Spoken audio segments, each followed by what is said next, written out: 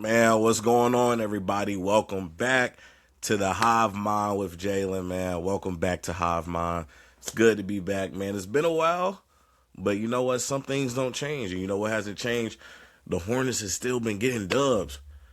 The Buzz Boys been winning, man. So we're going to dive right into it, man. As y'all know, your boy is a big Carolina guy, of course. We talk about all things Carolina here. I will address the Hubert Davis being fired. I will address Carolina losing the first round of the tournament, but we got some business to handle. We gotta get through the agenda first. So first and foremost, man, winning has become something that is something that we do a lot around Charlotte now, baby. Another dub for the Hornets. We just beat the New York Knicks 103 to 114, man. What a great team win. What a great team win. This was a win. We are about to go down the 9-game stretch, which is before the game, of course, 10-game stretch of honestly must-win games. The playoff race is getting tight. We're going to get into that as well. But what a great team win for a must-win game. Biggest thing that we won today, the rebounding battle. 12 offensive rebounds, 31 defensive rebounds. I mean, for a team that is honestly undersized when it comes to the big man position, when it comes to centers and stuff, going against guys in the paint like Karl Anthony Towns, like not the most aggressive guy in the paint, but with our size, Moussa Diabate is 6'8". With our size, for us to be rebounding like that, we got guys, Concanepa with 11 rebounds.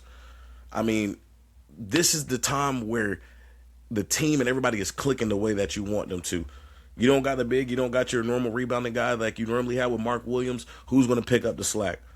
Moussa, Brandon Miller, Miles Bridges. I mean, the rebounding battle essentially decided the game, if we're going to be honest here.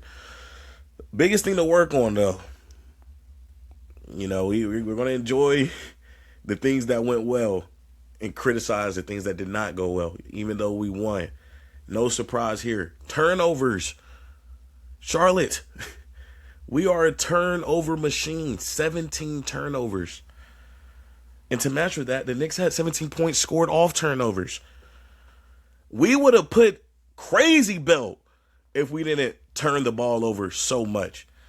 And when we get into this stretch of these must-win games that we have coming up very soon, we cannot afford to be turning the ball over as much as we are. Turnovers are going to happen in a game. Turnovers are going to happen. LaMelo's going to turn the ball over. Khan's going to turn the ball over. Your guard's going to do that. Having these points scored off turnovers are deciding. Now, like I said, we won the rebounding battle. We were able to convert off of offensive rebounds, off of defensive rebounds, getting those possessions, creating new plays. All of that is awesome. When you're turning the ball over at a high rate, that is something that can turn a game like this ugly very quick. But luckily the guys were able to reel this thing in. Charles Lee, another great coaching performance. I mean, I've been tipping my hat off to Charles Lee for the past few episodes, but Charles Lee has been in his bag. And Jeff T on Club 520 was talking about this. When you talk about coaches and their coaching style, the team begins to mirror the persona of the coach. Great example of this is Coach Cal. You know, flashy. The offense over there, Arkansas, kind of flashy. You got your guard that's going to be crazy. You got your facilitators around him, your big man, Patino with St. John's. You know, it's going to be a rough-nosed, gritty team. What we're seeing with Charlotte mirrors a lot of Charles Lee. Young, explosive, high offensive pace, three-point shooting type of team. Like, what we've seen from Charles Lee with his small sample size with the Celtics and even a little bit of the mirror and small glimpse of what we were able to see last year, we're beginning to see that in fruition. When this starting lineup is playing fully together, we're not losing a lot of games, y'all. And our big three came through again. Khan, 26 points. Brandon Miller, 21. LaMelo Ball, 22. I will say this again and again and again. We are no longer in the days where LaMelo Ball has to drop 40 and 50 for us to win a game. This is beautiful. Miles Bridges had 17 as well. Kobe White also had 17 off the bench. That is the numbers I want to see, because this is what puts together a team win. This is what puts together a team win. Con Kneppel, 3 assists shot from a triple-double, had 11 rebounds, 8 assists, 26 points. Well, really, my fault, 2 assists shot.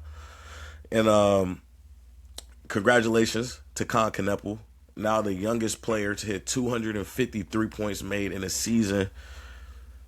Hey, y'all gonna have to excuse the glaze real quick. But Con is that dude, man. It ain't take us long to see it. Obviously, I've said this multiple times. Was I sleep on Con at first? I was. But boy, did he wake us the hell up. We are awake. We woke. We been there. We seeing it. Con has been a catalyst that's just been unstoppable for us, y'all. Like, unstoppable. The 3-point presence that he brings on side LaMelo, who is also one of the leaders in the league in 3 points, and Brandon Miller. I mean, like, what answers are you going to have for that? Like, for real. What answers are you going to have for that? Very, very proud of Con, man. Stepping into a role that we didn't necessarily assume that he was going to step into this quickly, and figuring it out. And again, I tip my hat off to Charles Leeds for figuring out the type of player he needs to be within our system. He is not just a catch and shoot guy. They let Con Kneppel get into this organization and find the flow that worked for him at Duke and was able to translate it into the league. And that is very rare for a lot of players. That is very rare for a lot of players. So to see his confidence, the way that he's able to play so dominant next to 2 perennial all-stars, essentially, is very impressive for a rookie. We already had the talk and debate about who I think deserves Rookie of the Year, who I know deserves Rookie of the Year, but we cannot ignore numbers and stats like this. You're leading the league in 3 points made as a rookie. The ceiling is, what Michael Jordan say? The ceiling is the roof. The ceiling is the roof. Like, man, bro, I'm just super excited. Like, it's not a lot to criticize right now, which is very rare for a Charlotte Hornets team, but everything is clicking at the right time. And another guy who has just been a crazy catalyst for us, outside of Con Kneppel, of course, outside of LaMelo, outside of Brandon Miller, Kobe freaking White. Now, when we made this trade for Kobe White, I was a little bit confused at first, not because he's not a good player, not because I didn't want him, but because I'm like, well, we had in Colin Sexton is kind of what we can get with Kobe White. So I'm trying to figure out, like, are y'all want to move a piece, whatever. I was off. I'm going to read you this comment Kobe White said. He said, I've never been on a team that's this dangerous before. You're damn right you ain't been on a team. You was just on the Bulls. The Bulls weren't doing nothing but wasting your career. And look, I know in most other teams you would not be coming off the bench. But boy, does this work for our team. The role that he has worked so good for our team. Kobe impact. Let's look at the last 5 games. And this is with him just now getting into his flow. Let's keep in mind, he got traded. He got traded off of an injury. He's just now getting back from his injury and getting his footing. So off the last 5 games, 24, 27, 12, 27, 17. Y'all, these are numbers that are coming off the bench. These are numbers that are coming off of the bench. 108 points in 106 minutes, y'all. What he brings to us off the bench, Colin Sexton was not bringing the same punch. And I loved Colin Sexton in the role that he did have. But from a consistent standpoint, I can almost guarantee you Kobe White can give us 20 points off of the bench almost every game. And if he doesn't, check his minutes. And this momentum off the bench changes the pace for us so significantly, especially when we're talking about getting to the playoffs. Because you remove a guy like LaMelo, right? You know, we know LaMelo's been injury prone. There's no surprise here. You get your game flow going, whatever. You move a guy like LaMelo and you put Kobe White in, the pace is not changing. Downhill guy, a guy who's not afraid to pass the ball, a guy who can shoot the hell out of the ball, the guy who can get to the rack and score.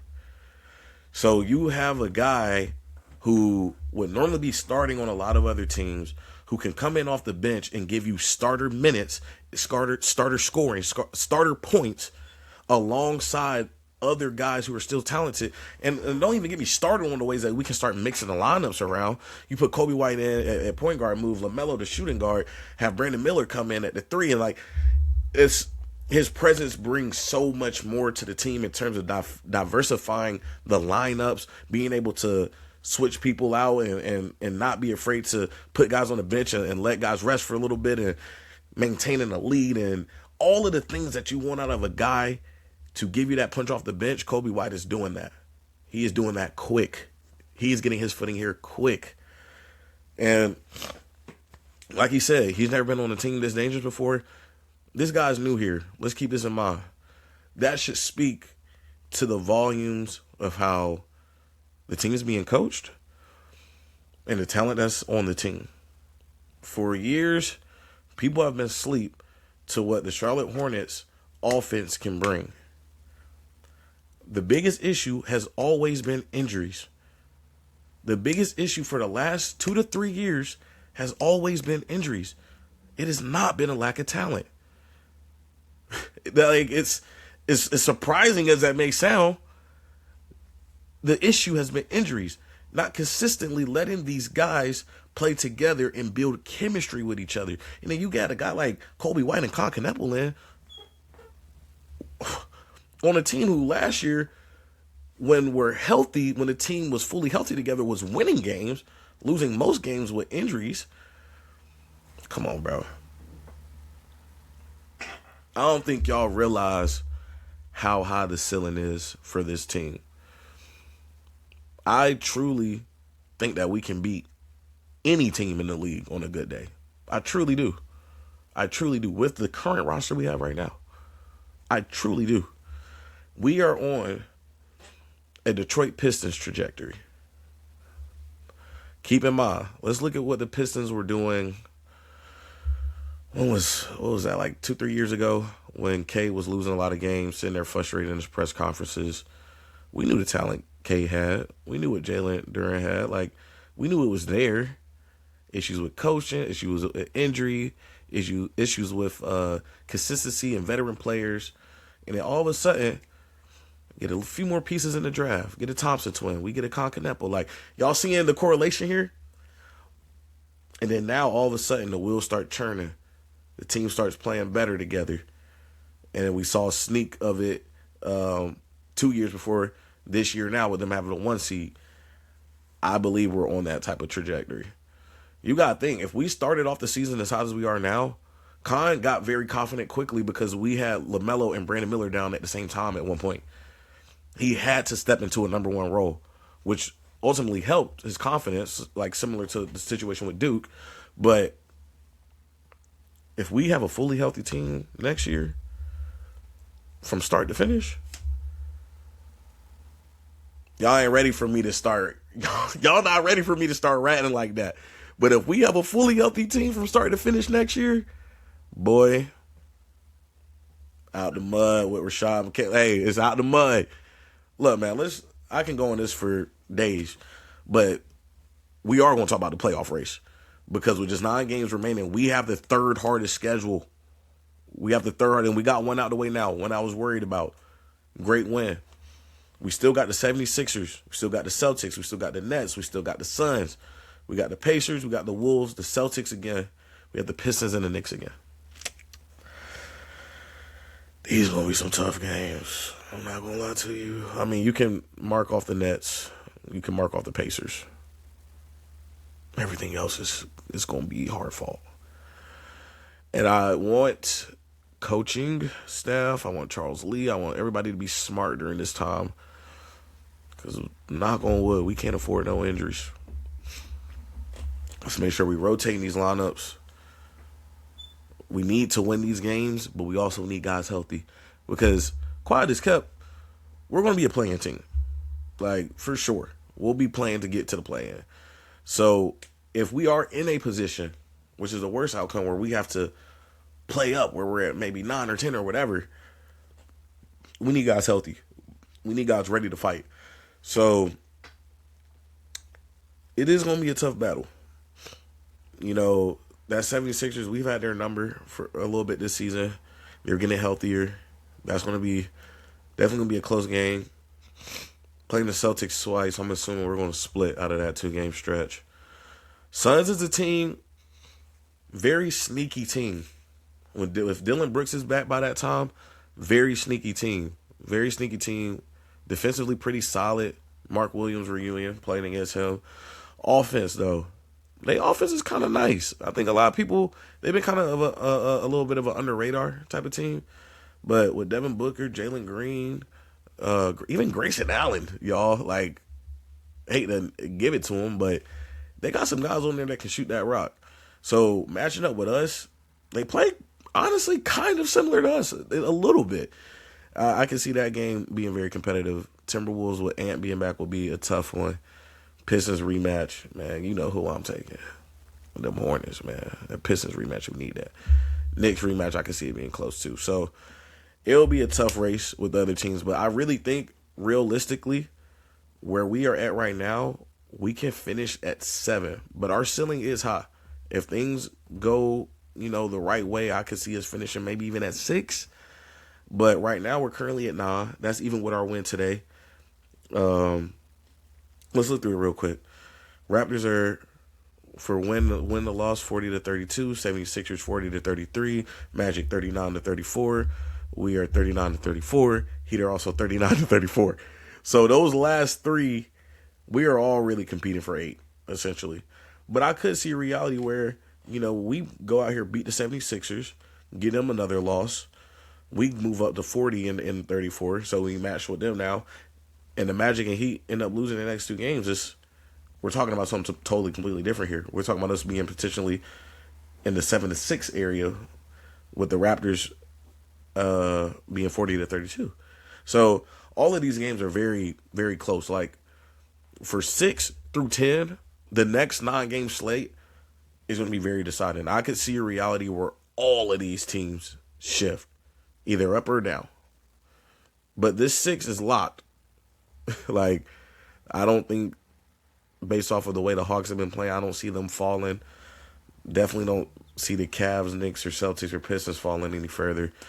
So, I know the East hasn't been the most exciting conference, but this next 9-game slate should be very interesting. Like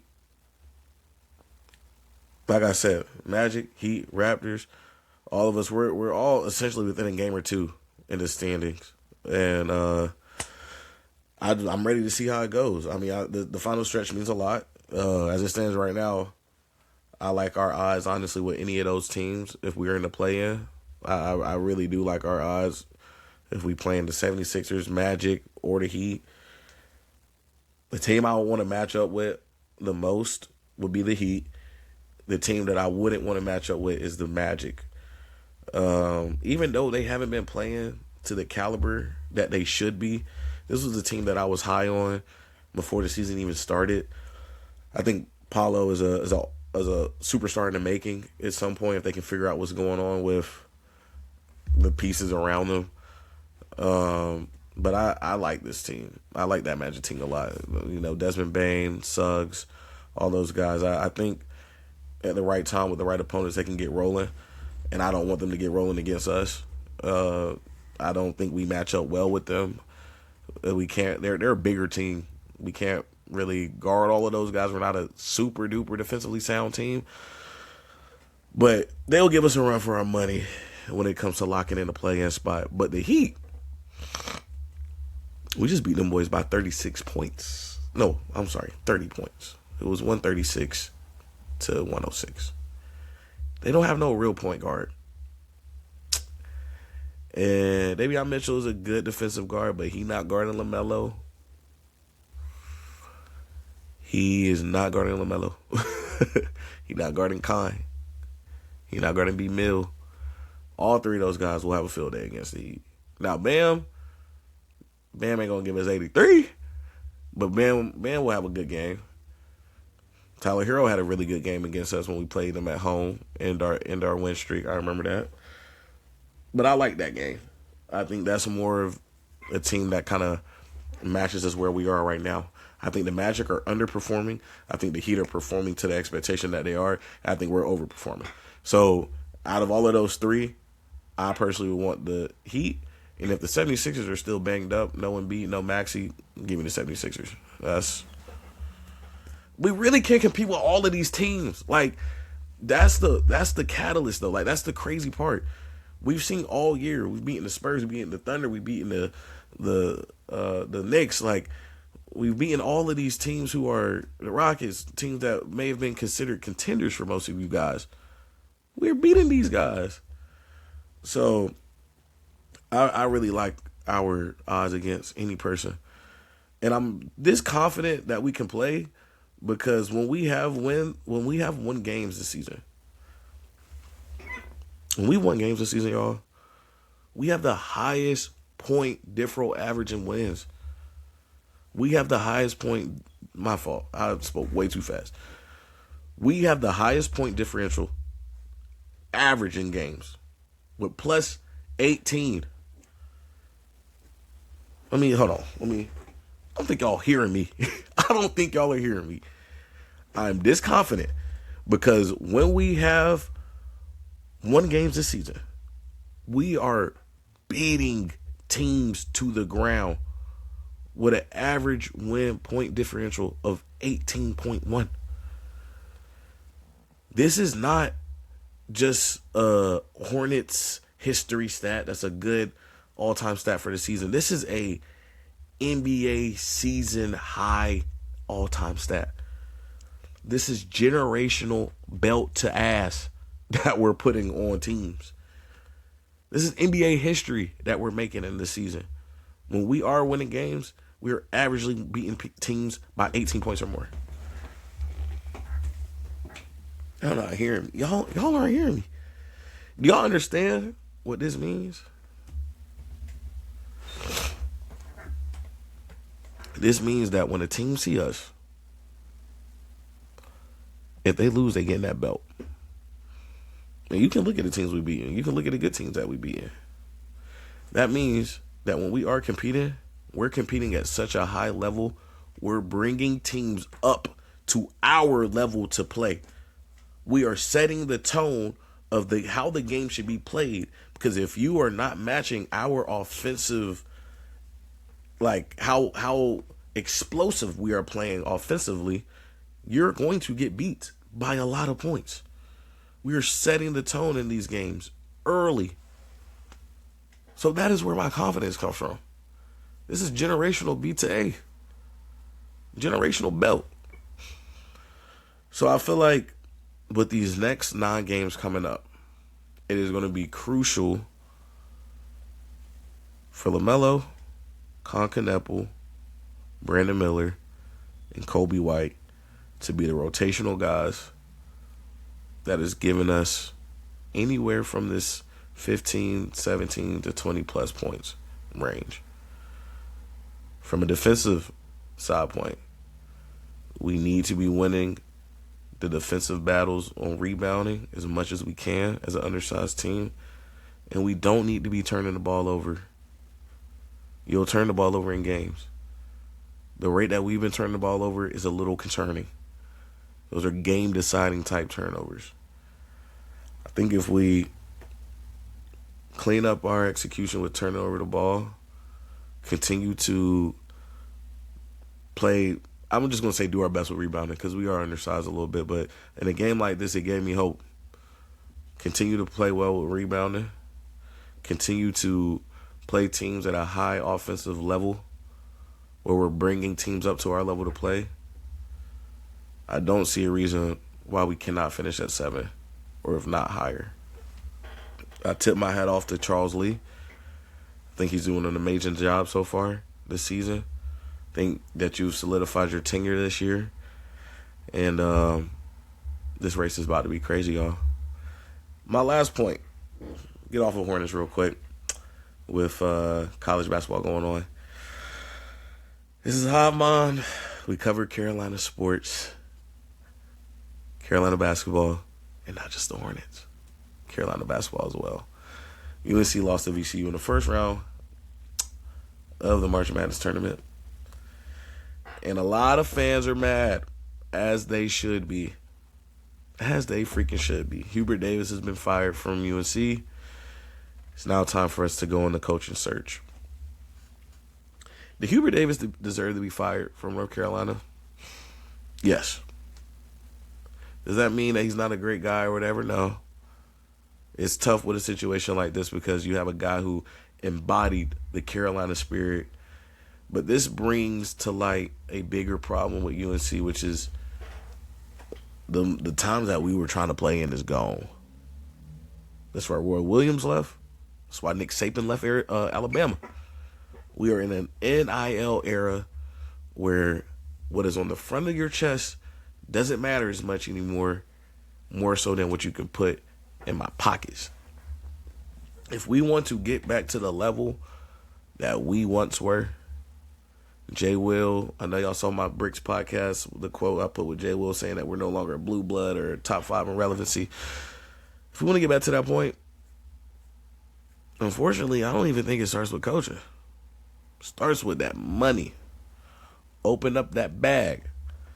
How much can you pay me to go here? People are forgetting AJ DeBansa had UNC in his top 4. Thought he was going to choose UNC. Thought he was going to come play with Caleb. What it come down to, BYU said, look, we're going to give you that cheese, brother. You give a player that cheese, you guarantee me I can make $7 million before I touch the league.